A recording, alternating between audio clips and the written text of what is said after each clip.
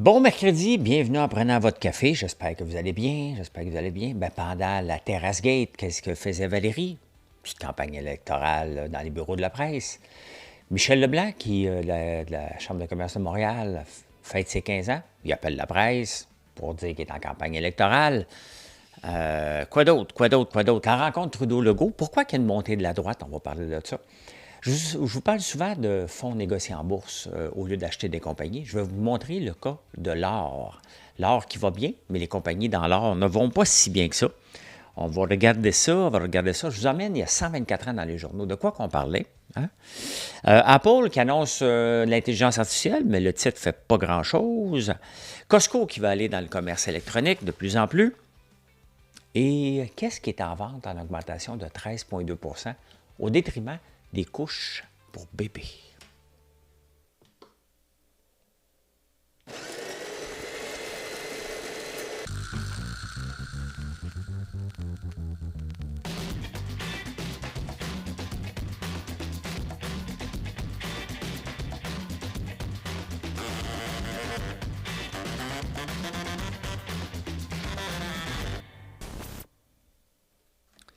Vous vous demandez qu'est-ce que les compagnies qui font des couches de bébés ont décidé de faire à la place? Vous allez devoir attendre un petit peu, un tout petit peu. La montée de la droite. Il y a une explication pourquoi il y a la montée de la droite. Et on le voit, Trudeau en est un exemple parfait. Les gens sont tannés du wokisme. Il y a même quelqu'un sur X qui m'a traité de woke parce que j'ai répondu à un tweet de Gabriel Nadeau-Dubois, toujours aussi déconnecté de la réalité. Il me dit, ben maintenant que j'ai lâché le woke, que je fais dans le bon sens, parce que j'ai dit, hey, man, moi je l'appelais man. Tu sais, quand tu fais pas de sens, puis que je suis exaspéré, je commence la phrase par man, qui dit que la crise du logement est causée par l'immigration. C'est vrai, mais c'est pas tout à fait vrai. La crise du logement est surtout causée par des années et des années et des années de faire chier les propriétaires et les constructeurs. Donc, ils se sont tannés puis ont arrêté de construire. En même temps, il y a eu une vague d'immigration et le marché ne répond pas parce que ça ne les intéresse pas.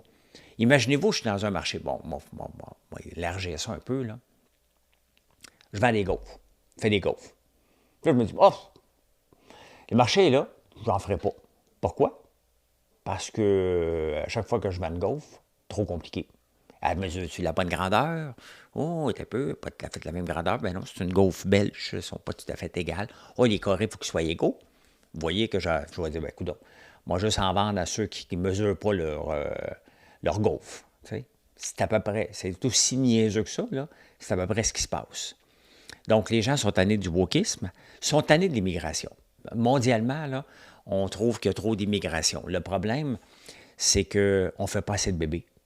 Donc, pour continuer à avoir de la croissance, on a besoin de l'immigration. On trouve qu'il y en a trop. Pas juste ici, mondialement, les pays pauvres, il y a un mouvement d'asile. Regardez ce qui se passe maintenant, Taïwan puis la Chine, ils chicanent. Corée du Sud puis Corée du Nord, ça commence à s'écœurer, ça envoie des ballons pleins de marde. Et ça fait jouer de la musique à tue-tête aux frontières pour écœurer l'autre bord. Là. Tu sais, ton fameux voisin là, qui t'écœure là, avec sa tondeuse à 7 heures du matin. Bien, imagine-toi 24 heures sur 24 avec des haut-parleurs ultra puissants. C'est à peu près ce qui se passe en ce moment à la frontière Corée du Sud et Corée du Nord. Et le net zéro, la décarbonation. Donc, tu ramasses le wokisme, tu ramasses l'immigration et la décarbonation à tout prix, bien, il fait que les gens disent, écoute, là, c'est trop. Là. Tu sais, à un moment donné, pour régler un problème, tu ne peux pas te les régler d'un coup. C'est un à la fois. Sauf qu'ils s'en rajoutent et on devient complètement wokiste à côté dans le tapis. C'est pour ça que la montée de la droite. Donc, au lieu des gouvernements comme Trudeau qui disent, OK, les gens sont tannés, là. Ils continuent à en rajouter, pas à en rajouter, pas à en rajouter, jusqu'à temps qu'on les sac dehors, pour qu'on aille un petit peu plus dans l'extrême. Mais c'est parce que la droite, on la voit toujours comme extrémiste, alors que c'est pas toujours le cas. Hein? C'est pas toujours, c'est souvent pas le cas d'ailleurs. Donc voilà. Hein? Intéressant à voir ce qui va se passer, mais vous pouvez gager un beau petit 2 sur Pierre Poilievre. Là. C'est pas mal écrit dans le ciel qui va rentrer. Vous pouvez gager une petite pièce aussi sur Donald Trump. ça va rentrer. C'est pas mal ça qui se passe, là. Donc, voilà. Écoutez, on a eu quand même un week-end de controverses à Montréal et de TerrasseGate, hein? La Formule 1 sera probablement à Valérie Plante ce que la Formule E a été à Denis Coderre, hein? L'élément qui fait qu'on décroche totalement puis qu'on dit, ce gars-là, on ne peut plus faire confiance, c'est ce qui est arrivé avec Denis Coderre. C'est ce qui arrive avec Valérie Plante. Moi, ça fait longtemps que j'ai plus confiance, là. Mais, tu sais, elle disait à Arcan cette semaine, moi, je vois le verre à moitié plein. Non, non, tu vois le verre avec des lunettes roses. Tu sais, à un moment donné, là, c'est pas de voir c'est pas en regardant dans le miroir, coach de vie, là, je suis belle, je suis fine, je suis intelligente, puis on va régler des problèmes. Ça se passe pas comme ça. C'est pas comme ça que tu règles le problème. Tu règles le problème en le voyant, en le nommant, puis en t'en occupant. Bien, lundi, imaginez-vous, ça ne s'invente pas. Ça ne s'invente pas. Alors qu'elle est en pleine crise, alors qu'elle doit trouver une solution, que ça aurait dû être réglé samedi matin. Lundi, au lieu de s'occuper de son TerrasseGate, elle envoie Luc Rabouin parce qu'elle est dans les bureaux de la presse en train de faire son bilan et préparer sa campagne électorale de 2025. Ça ne s'invente pas. Même la presse, elle demande, mais qu'est-ce que vous faites ici? Elle dit, ouais, peut-être que je ne devrais pas être ici. Ça ne s'invente pas. Ça ne s'invente pas du tout. Elle s'en colique. C'est pas important. C'est pas important pour elle. Elle ne veut pas la Formule 1. Elle n'en veut pas. Malgré tout ce qu'elle dit, là, elle ne veut rien savoir de ça. Elle ne veut rien savoir. La règle là, de sécurité, sincèrement, 3 mètres, 2,4 mètres. C'est pas parce que le règlement dit que c'était 3 mètres que ça devient extrêmement dangereux à 2,4. À un moment donné, il faut se séparer puis faire un règlement. Ils ont fait un règlement, dire les corniches doivent être à 3 mètres de la bâtisse. On peut respecter ça. Il n'y a pas de problème avec ça. Est-ce que ça vaut ce que ça a valu en fin de semaine? Puis le danger de feu, puis le danger de ci, puis le danger de ça? Non, mais elle aurait dû être là. C'est elle qui aurait dû coller la shot. Elle n'était même pas à la réunion. Le post-mortem qu'elle parlait, elle n'était pas là. Elle était dans les bureaux de la presse en train de parler de comment elle est bonne, comment elle va construire des logements et c'est quoi sa solution, puis qu'elle a raison parce qu'elle a hérité d'une ville tout sale. Puis, savez-vous ce qu'elle raconte en plus? Elle dit, tu sais, des fois, entre la réglementation et tout ça, il y a des libertés qui sont prises. Elle ne prend pas le bord, pantoute, des restaurateurs, mais absolument pas. Des libertés qui sont prises, c'est des restaurateurs. Ils sont donc bien obligés. Personne qui les répond parce qu'ils retardent le dossier. Tu sais, les autres sont prêts à répondre à une demande de terrasse au mois de septembre. Bien hâte de voir qui va se présenter. C'est ça qui est l'affaire. Le problème, c'est que celui qui s'en vient, pas tellement plus brillant. Tu sais. Pas tellement plus brillant. Pourquoi qu'on garde Trudeau? Pourquoi les gens sous Trudeau ne le poussent pas? Pourquoi la NPD ne le pousse pas? La réponse, elle commence à être de plus en plus évidente. Hein? Il y a un médecin qui dit, moi, si je perds mes élections, je me retourne au médecin. Il m'a gagné mieux ma vie, puis c'est tout. Hein? La plupart des gens interrogés ne savent pas quoi faire s'ils ne sont pas en politique. Soit qu'ils n'auraient jamais rien fait d'autre, ou qu'ils ont eu toute une augmentation de salaire, donc ils ne seront pas prêts à retourner à être croupiers, mettons, au Casino de Montréal. Tu sais? Ça, c'est un exemple de quelqu'un qui est très haut placé à Montréal, sur différents comités. En plus de ça, il y a une fête, entre guillemets, indienne le 20 octobre, qui devait être la date de déclenchement des élections. Mais Trudeau va les déclencher le 27 sous prétexte qu'une fête. Pourquoi? Parce que 80 députés vont pouvoir avoir la pension à vie. Si c'est fait le 20, ils perdent leurs élections, ce qui risque de se passer dans les conservateurs aussi. Ce n'est pas juste les libéraux. Donc l'ensemble de l'appareil gouvernemental fédéral, qui est totalement dysfonctionnel, a avantage à ne pas déclencher des élections pour que tout le monde ait une pension à vie.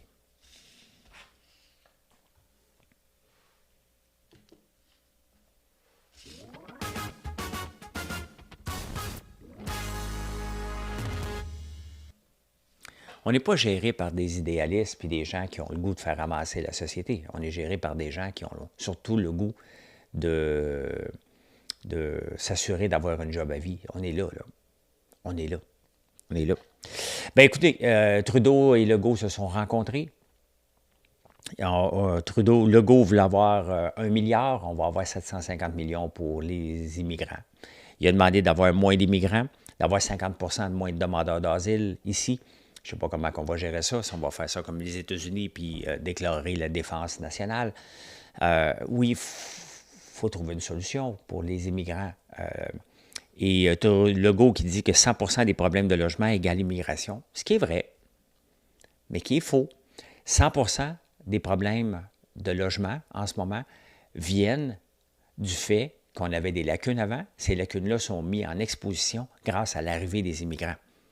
C'est pas normal qu'on ne construit pas à plein régime à Montréal et dans le reste du Québec. Ce n'est pas normal.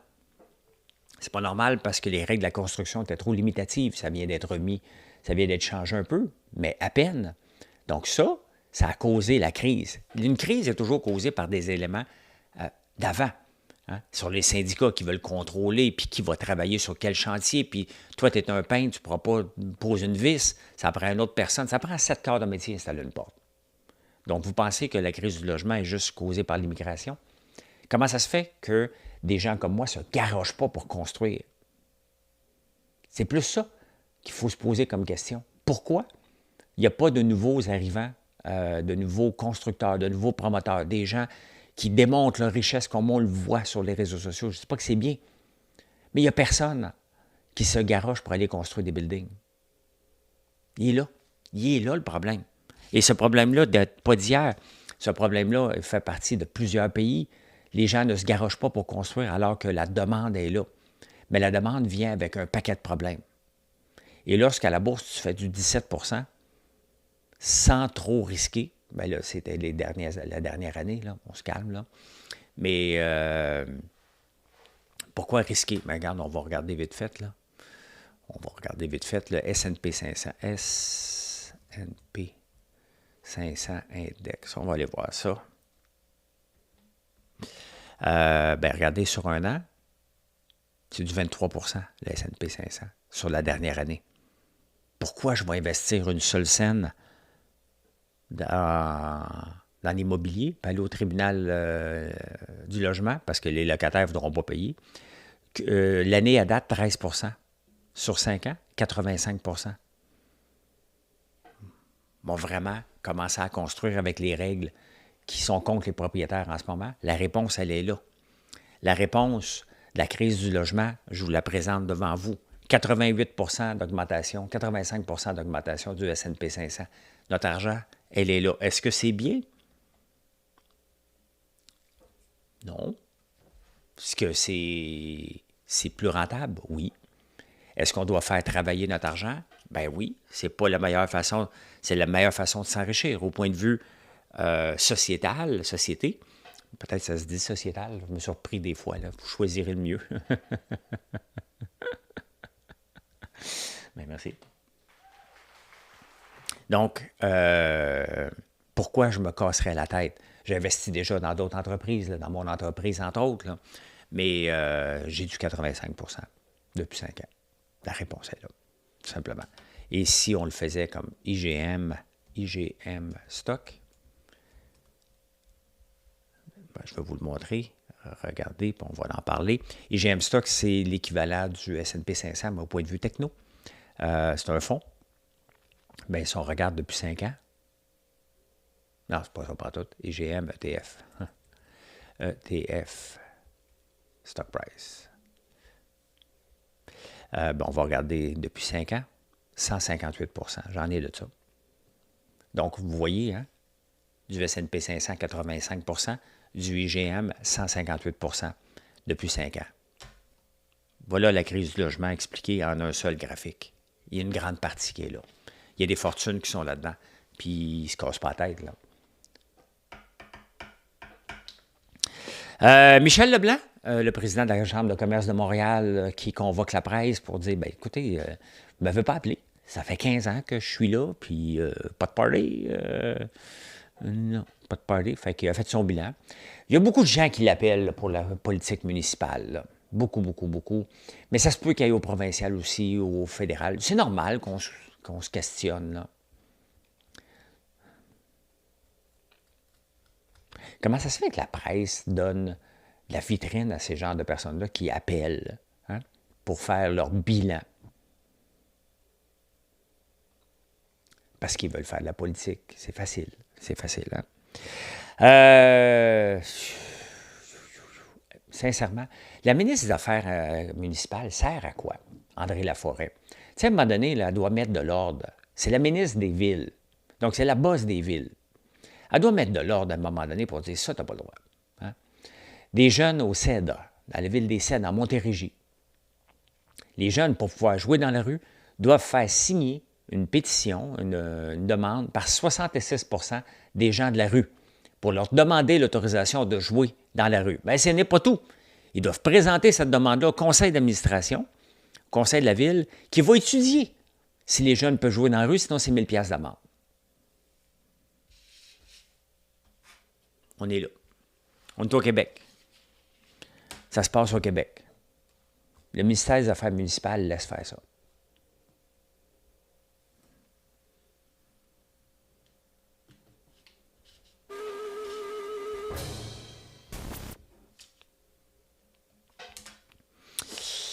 Ah, ben, coudonc, je vous amène en 1900. Ça fait 124 ans de ça.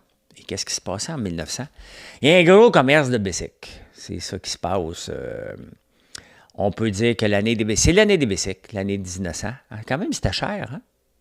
Un vélo de Century à 25 $. On est en 1900, donc il y en a de plus en plus des bicycles. Des bicycles, il y en a de plus en plus. Celery King. Il y a beaucoup de choses pour maigrir. Hein? Il y a beaucoup de choses pour maigrir. Guérit les maux. Moi, j'ai déjà pris du jus de céleri le matin. Pas sous des chires des fois, moi. Quand les intestins retiennent de la matière en excès, elles fermentent et empoisonnent le système. Le sang se teinte et charrie la matière empoisonnée qui sort sous forme de plaie. Nettoyez tout avec le Celery King. Nettoie le corps et donne un sang riche et pur. Est un remède du printemps. C'est vrai que c'est reconnu pour ça, mais il y a 124 ans, on nous le faisait en image. Hein? Et l'autre nouvelle, ah ben oui, c'est ici. Ben oui, attendez un peu. L'Imperial Limited, innovation se fait qui fait honneur à la compagnie du Pacifique de Montréal à Vancouver en 100 heures. Ça prend 100 heures aller à Montréal à Vancouver en train. Donc, on peut à cheval, à Cadillac, je suis toujours à côté de la traque. Pipidou.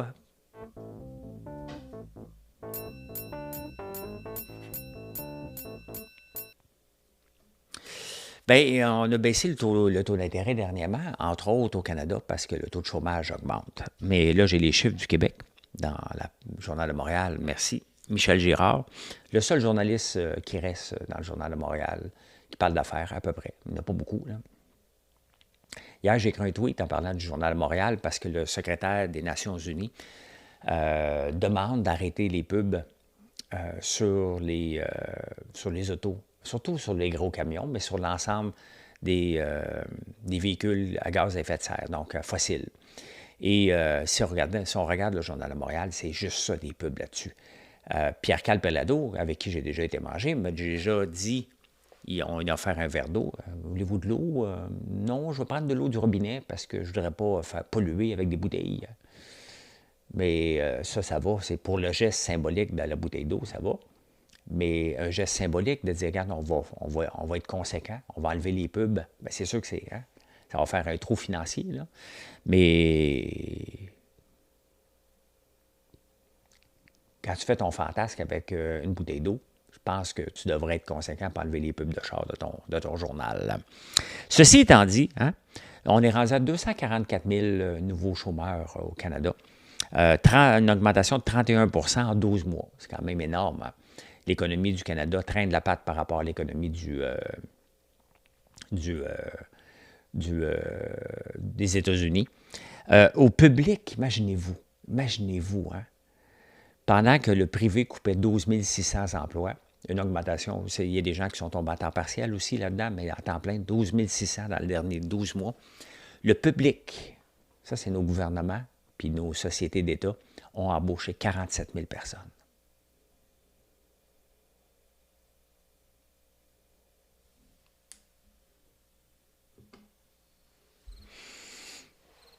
pendant que le privé congédiait par les mesures économiques actuelles 12 600 personnes, le public en embauchait 47 000.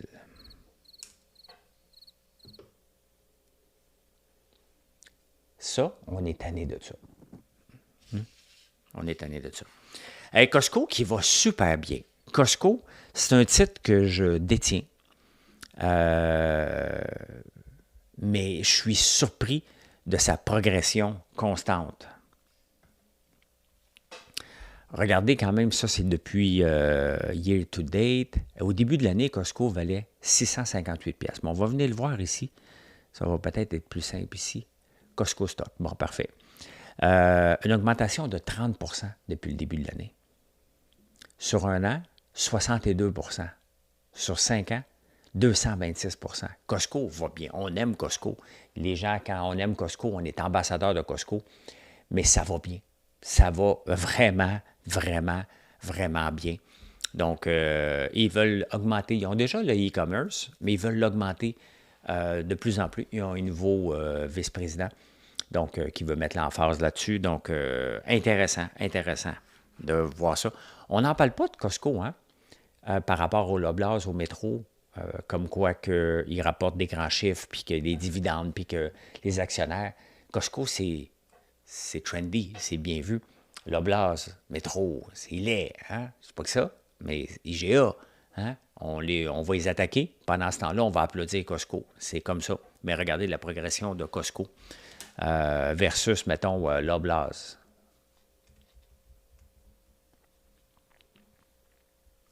Loblaws stock sur 5 ans, 130 % et Costco, 226 % quand même, hein?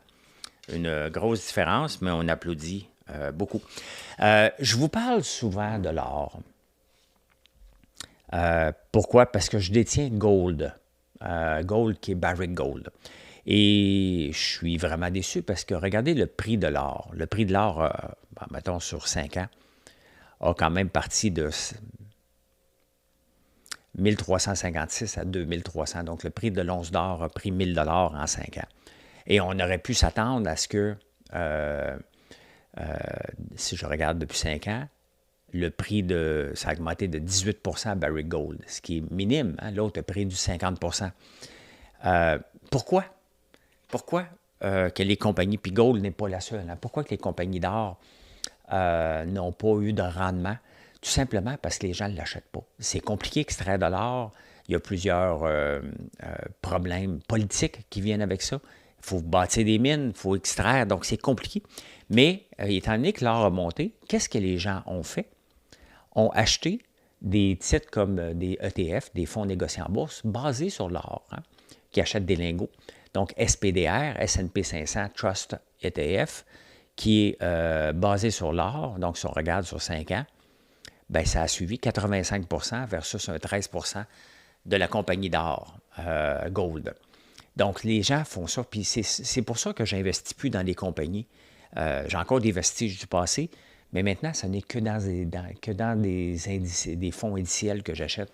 Pas mal moins risqués, pas mal plus diversifiés, et t'évites des problèmes d'une seule compagnie versus une autre. Tu peux peut-être faire plus d'argent, mais sincèrement, je vous ai montré depuis tantôt, le S&P 500 sur 5 ans, le IGM sur 5 ans, 158 % sur 5 ans. C'est bien, bien, bien correct. Hein? Apple, t'inquiète là, on va aller voir Apple. Apple qui a annoncé des chiffres, des nouveautés lundi. Et parmi ça, c'est l'intelligence artificielle. Et l'intelligence artificielle, là, tout, mais les gens s'attendaient à plus. Et c'est décevant, parce que l'action n'a pas monté. L'action, d'ailleurs, sur 5 jours, on peut voir que l'action qui valait 198 a tombé à 192. Ce n'est pas la fin du monde. On est retombé en bas du 3 trilliards de valorisation. Mais les gens, c'est parce qu'avec Apple, on s'attend toujours à beaucoup, beaucoup, beaucoup, beaucoup plus. Et ils ont annoncé des choses le fun, mais rien de concret pour révolutionner. Et c'est ce qu'on s'attend d'Apple, c'est que ça révolutionne toujours le marché. Est-ce qu'ils sont encore capables de le faire? C'est à suivre. Au point de vue actionnariat, ce qui est important, c'est surtout combien de téléphones qu'ils vendent. Donc, il y a quelques nouveautés, mais je ne suis pas sûr que c'est assez. Hein? Chaque pays a ses problèmes d'industrie. Hein. Il y a des industries qu'on ne connaît pas du tout ici. Il y en a une en France qu'on connaît, mais qui n'arrache un peu. C'est les compagnies qui font des caisses de bois pour le vin. La demande a diminué de 20 à cause des boîtes en carton qui coûtent moins cher. Une boîte en bois coûte à peu près 50 centimes par bouteille. Donc, à peu près quoi? 25 cents, 30, à peu près 75 cents par bouteille. Donc, c'est à peu près 3-4 piastres que ça coûte une boîte en bois, ou peut-être un petit peu plus. Donc, c'est certain que pour les vins haut de gamme, on va le mettre encore dans une boîte de bois. Sinon, on va le mettre dans une boîte en carton. Là, il y a le défenseur les boîtes de bois, c'est mieux que ça. Mais ça reste un marché qui est en déclin de 20 annuellement. Et là, les producteurs de caisses de bois sont sortis pour dire qu'il faut qu'on fasse quelque chose. Donc, ils sont en train de refaire leur marketing. Ils vont sûrement demander de l'argent au gouvernement. Parce que c'est une industrie qui change, hein, tout simplement. Donc, même ça, ça change.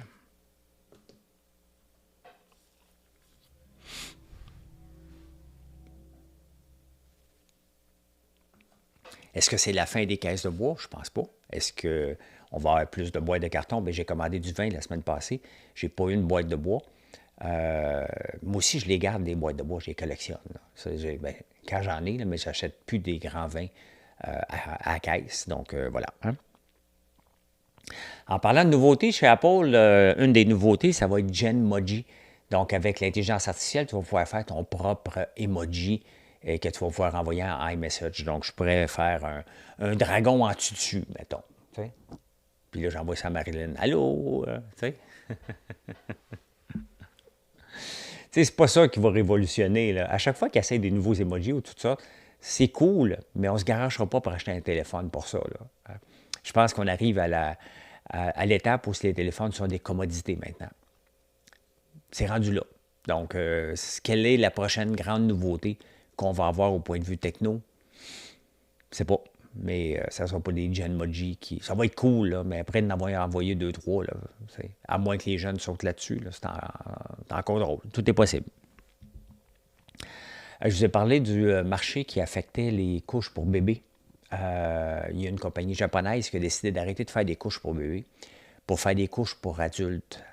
Une augmentation de 13 annuellement des couches pour adultes. C'est sûr que le vieillissement de la population aidant, mais donc au Japon, la population est de plus en plus vieille.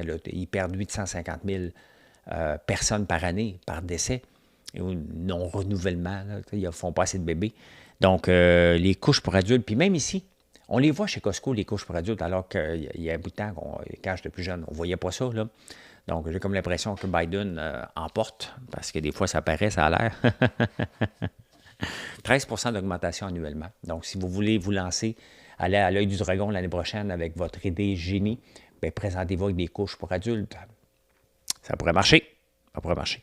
Et en terminant, saviez-vous que maintenant, à partir d'aujourd'hui, vous ne vous pouvez pas refuser à Hydro-Québec de rentrer sur votre terrain pour couper des arbres?